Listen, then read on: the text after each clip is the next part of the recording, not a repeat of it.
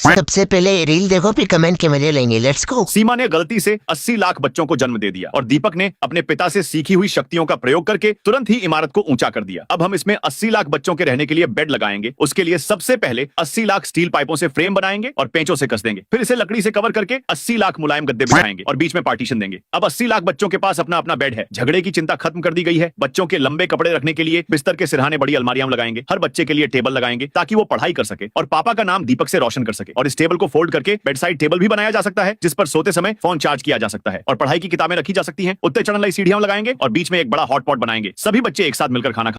तो चलिए शुरू करते हैं। इंसान है कि हवस का पुजारी? सीमा ना ना ना ना मियाँ खलीफा की मम्मी। सही पकड़े हैं। बेडरूम ना ना ना ना स्क्वाड गेम। भैया आर्मी की पूरी फौज तैयार कर दी सीमा ने। घचारा घचारा घचारा